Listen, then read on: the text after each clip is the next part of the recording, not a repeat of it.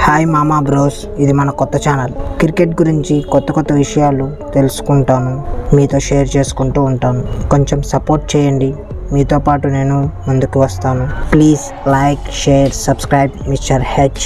ఈరోజు మనందరికీ ఇష్టమైన విరాట్ కోహ్లీ గురించి ఒక ఇంట్రెస్టింగ్ ఫ్యాక్ట్ గురించి చెప్పుకుందాం. అది 2006 రంజీ ట్రోఫీ జరుగుతుంది. కర్ణాటక వర్సెస్ ఢిల్లీ. ఆ మ్యాచ్లో ఢిల్లీ బ్యాట్స్మెన్స్ అందరూ ఒకరి తర్వాత ఒకరు వెన్నుతిరుగుతున్నారు. కానీ ఒక 18 ఏళ్ల కుర్రాడు మాత్రం తన సత్తా ఏంటో చూపించడానికి ముందుకు నడుచుకొచ్చాడు. అతనే విరాట్ కోహ్లీ. తన సత్తా ఏంటో చూపించి ఢిల్లీని ముందుకు నడిపించాలనుకున్నాడు. మొదటి రోజు బ్యాటింగ్ చేసి 42 పరుగులు చేశాడు. రెండో రోజు ఎలాగైనా సరే మా టీంని గెలిపించాలి అని అనుకున్నాడు. కానీ తన జీవితంలో అత్యంత బాధాకరమైన సంఘటన ఒకటి జరిగింది. వాళ్ళ నాన్నగారు చనిపోయారు. అయినా కూడా ఎలాగైనా సరే ఈ మ్యాచ్ ని గెలిపించాలి అనుకున్నాడు. అంత బాధాకరమైన సమయంలో కూడా ఎంతో కసిగా ఆడి 90 రన్స్ పరుగులు చేశాడు. ఎట్టకేలకు ఆ మ్యాచ్ ను గెలిపించాడు. ఆ మ్యాచ్ గెలిచిన తర్వాతే వాళ్ళ నాన్నగారిని చూడడానికి వెళ్ళాడు. ఆ రోజు తన జీవితంలో జరిగిన అత్యంత బాధాకరమైన సంఘటనను తలదించుకోకుండా ఆ మ్యాచ్ ని గెలిపించి ఆ విజయాన్ని వాళ్ళ నాన్నకు అంకితం చేశాడు. సాధారణమైన మిడిల్ క్లాస్ లో జన్మించి ఇప్పుడు ఇన్స్టాగ్రామ్ లో ఒక పిక్ పెడితే చాలు 9 కోట్ల పైగా వసూలు చేసే స్థాయికి ఎదిగాడు.